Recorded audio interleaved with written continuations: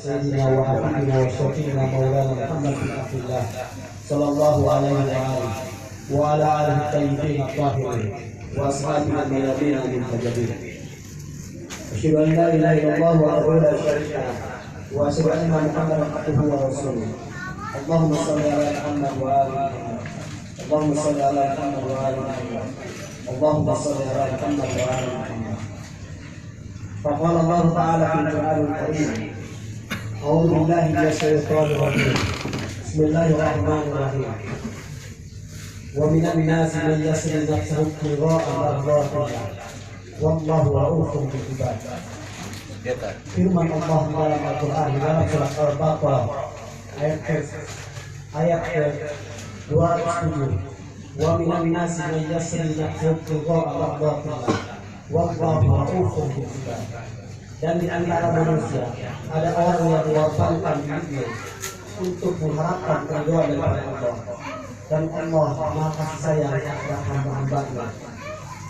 Asbabun nuzul ayat tersebut berkenaan dengan kemuliaan yang telah dimiliki oleh Imam Ali bin Abi Thalib alaihissalam.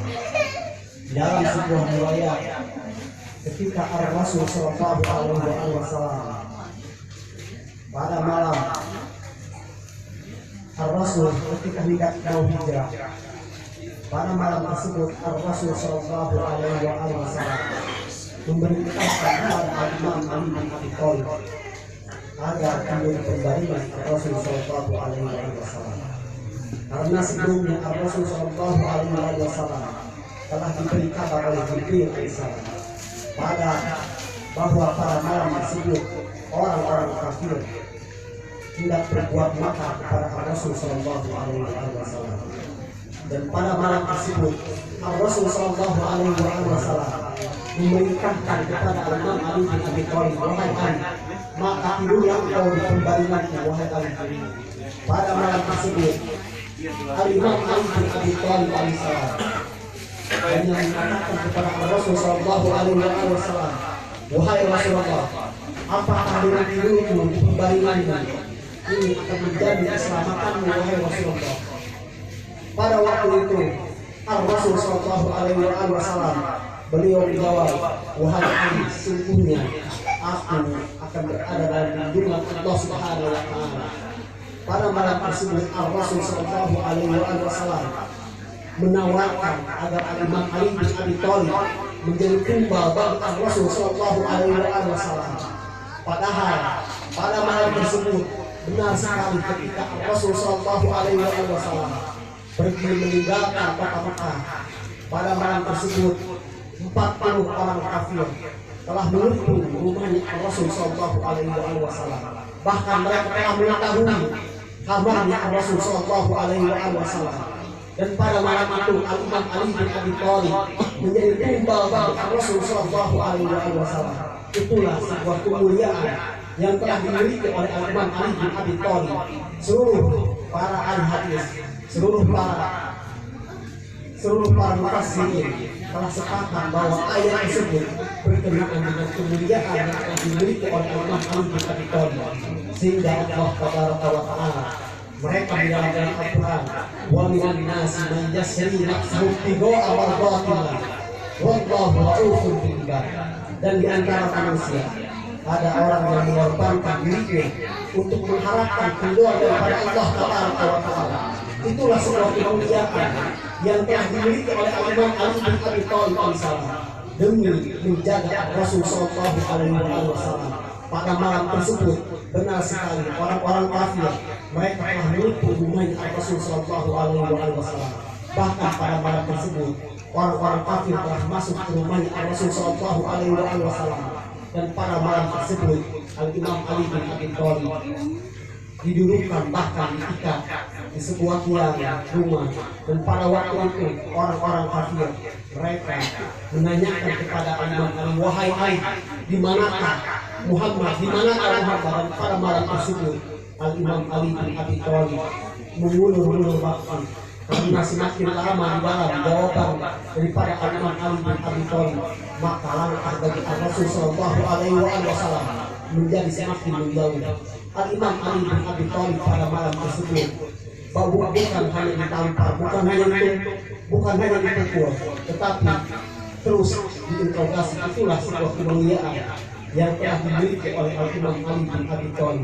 Al-Imam Ali bin Abi Thalib menjadi tumbal bagi Rasul sallallahu alaihi wasallam, sampai Allah Ta'ala mereka dan di antara manusia ada orang yang mengorbankan dirinya untuk mengharapkan keridhaan daripada Allah, dan Allah Ta'ala Maha kasih sayang terhadap hamba-hambanya. Itulah kemuliaan yang telah dimiliki oleh Al-Imam Ali bin Abi Thalib semasa hidupnya Rasul sallallahu alaihi wasallam. Al-Imam Ali bin Abi Thalib banyak menjadi pelindung bagi Rasul sallallahu alaihi wasallam. Bahkan dalam sebuah riwayat ketika peristiwa perang Uhud pada waktu itu, banyak daripada sahabat-sahabat Rasul sallallahu alaihi wasallam yang telah kabur meninggalkan daripada Rasul sallallahu alaihi wasallam. Hanya beberapa orang yang melindungi diri Rasul sallallahu alaihi wasallam. Pada kejadian tersebut hanya 3 atau 4 orang yang melindungi Rasul sallallahu alaihi wasallam. Di antaranya adalah Al-Imam Ali bin Abi Thalib.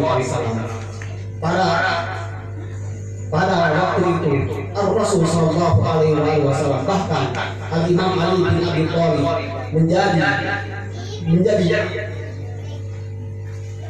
menjadi benteng bagi Rasul sallallahu alaihi wasallam. Al-Imam Ali bin Abi Thalib relakan tubuhnya untuk dipanah seperti tombak. Ketika tombak atau panah mau mengenai kepada Rasul sallallahu alaihi wasallam, tubuh Al-Imam Ali bin Abi Thalib dijadikan benteng dan dijadikan tembok bagi Rasul sallallahu alaihi wasallam. Sampai dalam sebuah riwayat banyak luka yang telah dimiliki oleh Al-Imam Ali bin Abi Thalib alaihissalam.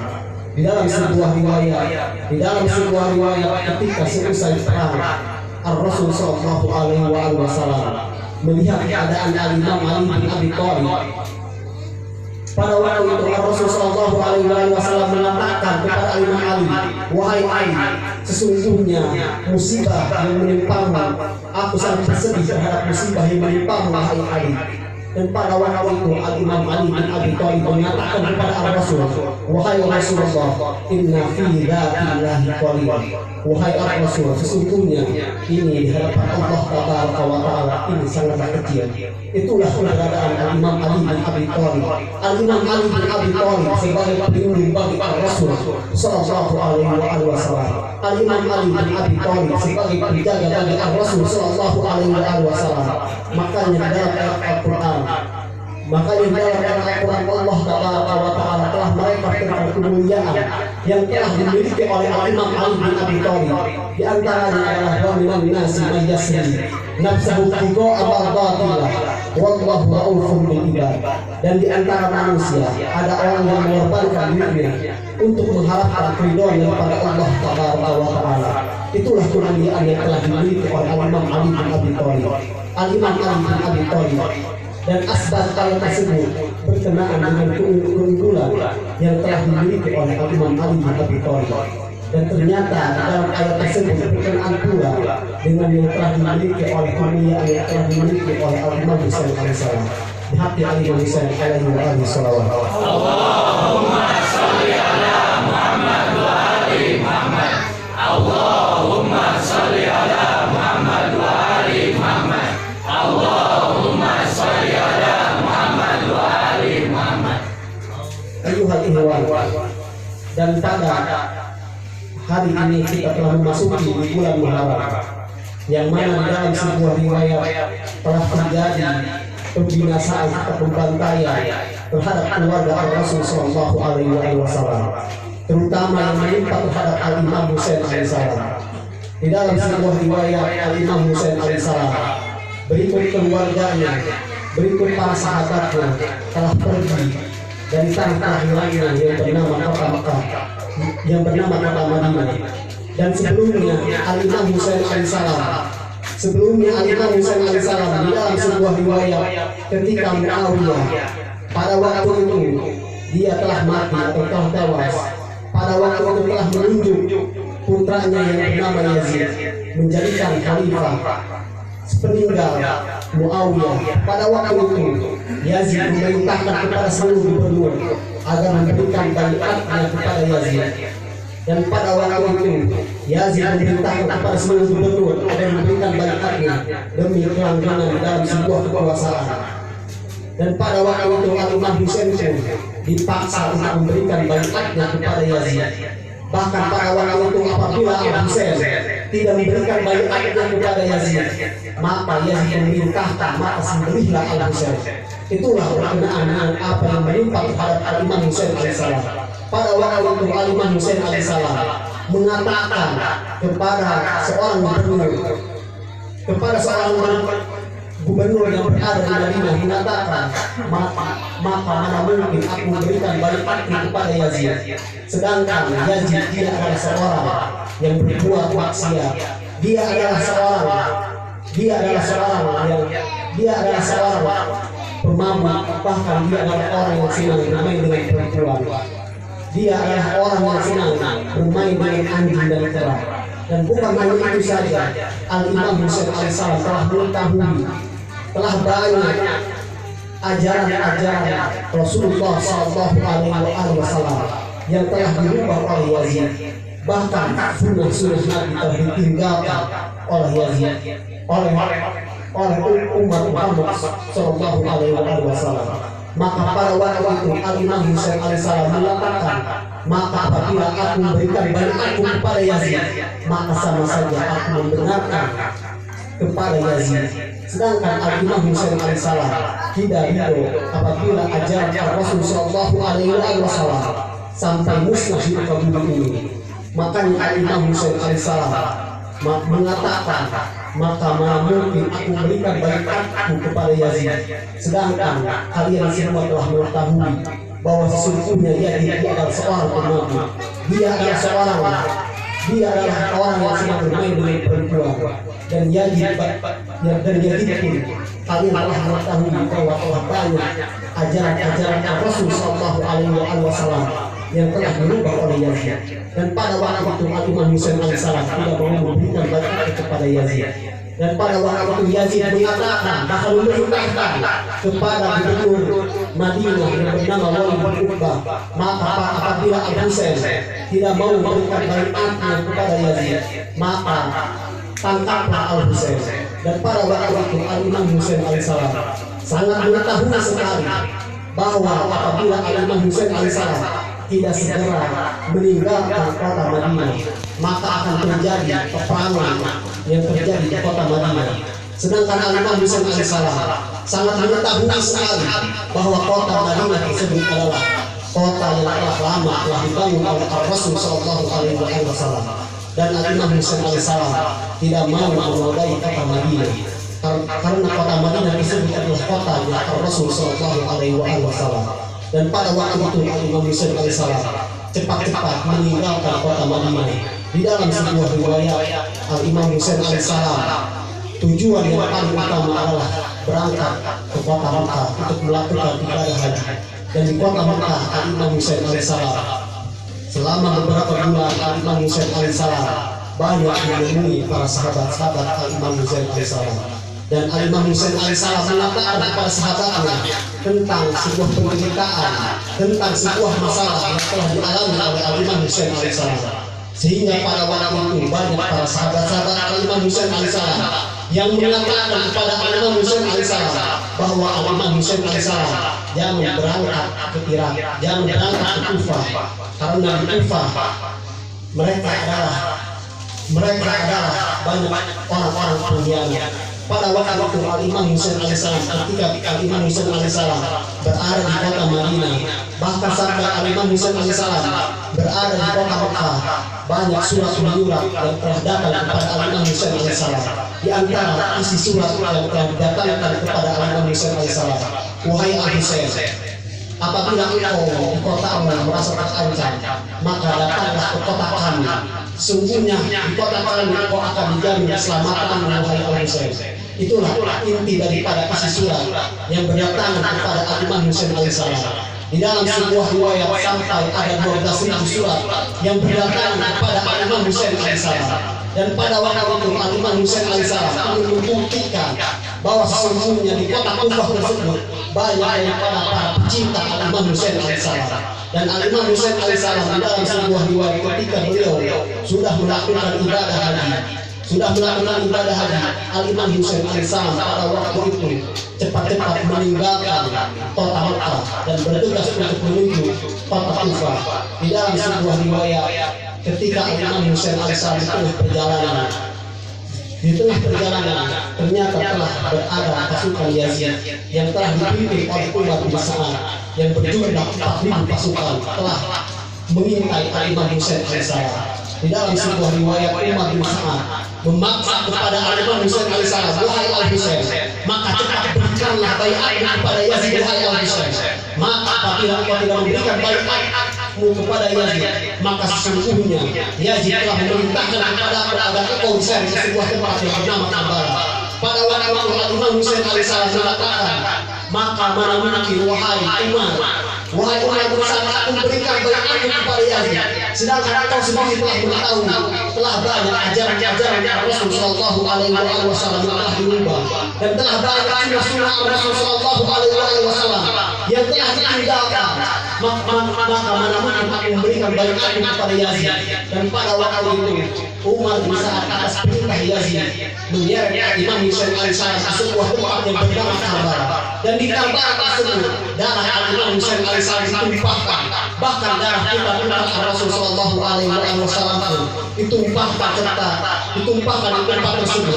Itulah tanah tersebut, tanah Karbala, tanah tempat kejadian cucu Rasulullah sallallahu alaihi wasallam yang bernama Al-Imam Husain alaihissalam.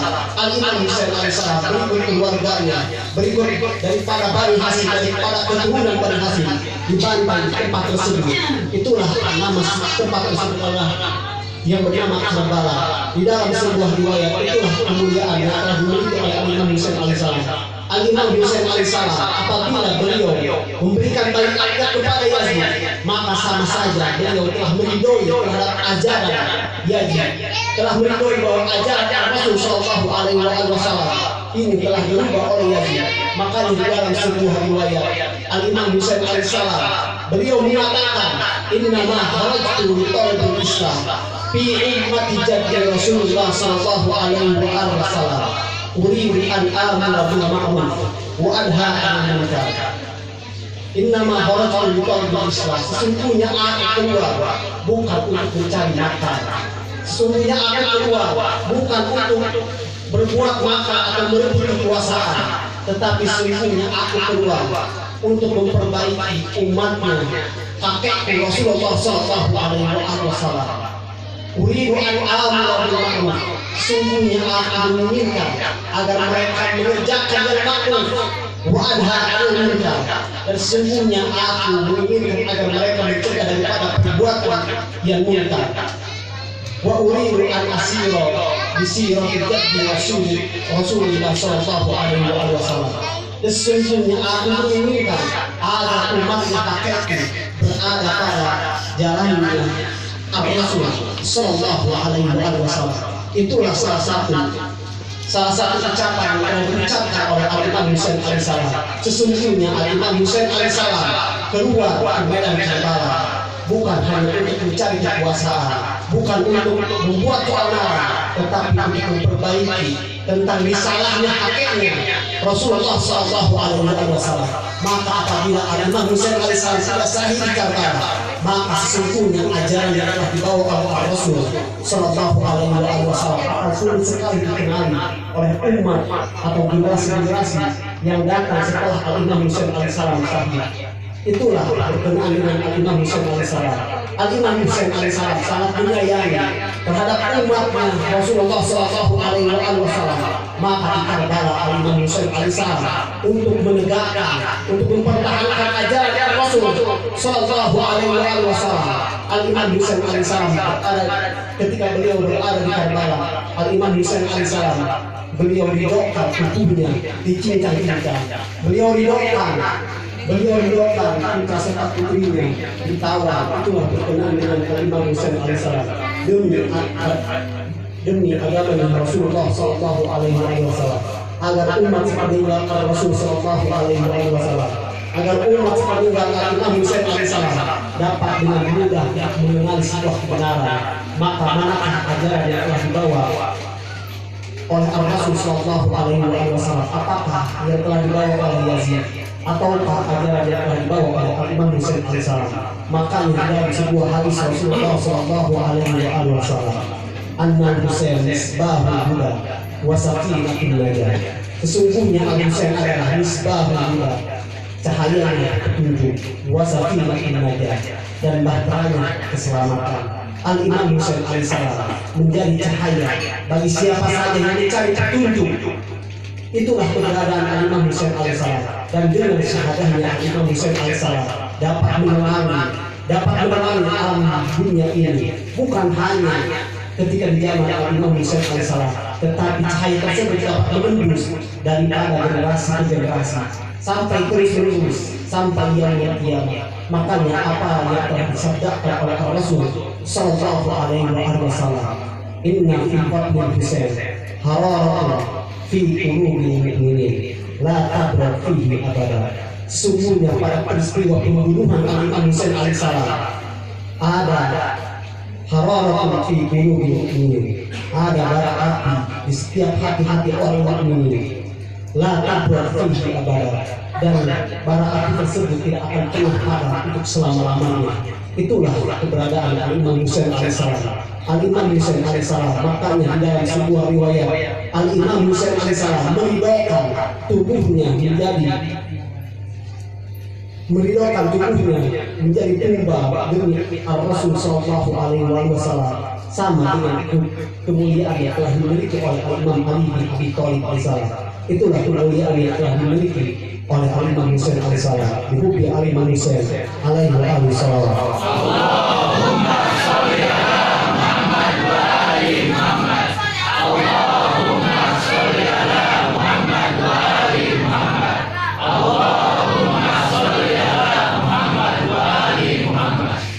Ayyuhal, makanya ketika Imam Husain alaihissalam berada di Karbala, sebuah kebenaran tersebut Al-Imam Husain alaihissalam ketika berada di Karbala, sebuah sejarah tersebut dituliskan oleh Al-Imam Husain alaihissalam dengan darah-darah para syuhada, dengan darah-darah Al-Imam Husain alaihissalam. Ketika beliau berada di Karbala, Al-Imam Husain alaihissalam tidak lukiskan dengan tinta dan pena, tetapi Al-Imam Husain alaihissalam lukiskan dengan darah-darah beliau, lukiskan dengan darah-darah putra-putra beliau, sehingga ketika berada di Karbala, seluruh orang dapat mengetahui tentang sebuah sejarah, manakah sebuah kebenaran dan manakah sebuah kebatilan. Ketika berada di Karbala, kita akan mengetahui serta akan mengenali sebuah kedoliman, bahkan kita akan mengenali tentang sebuah kebenaran. Ketika berada di Karbala, kita akan mengetahui tentang sebuah orang-orang yang telah hilang rasa kemanusiaannya.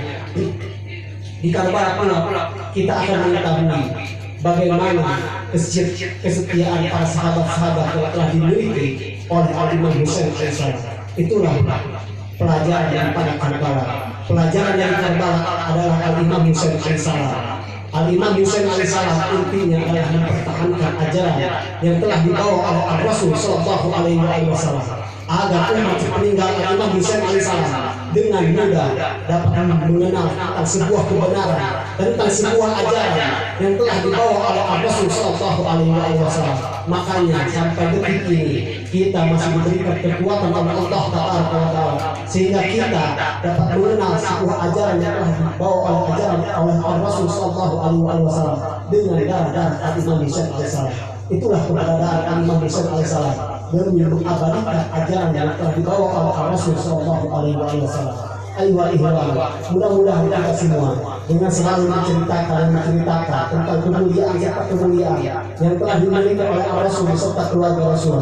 Mudah-mudahan kita semua ditingkatkan keimanan kita, ditingkatkan kecintaan kita, sehingga kita semua dijadikan oleh Allah Ta'ala orang-orang yang selalu mencintai kebenaran orang-orang yang selalu mencintai Rasul serta keluarga Rasulullah Sallallahu Alaihi Wasallam. Ayuhal ini yang bisa sampaikan pada kesempatan ini. Wal afu minkum wassalamualaikum warahmatullahi wabarakatuh. Rabbi alim alisan alaihi wa sallam.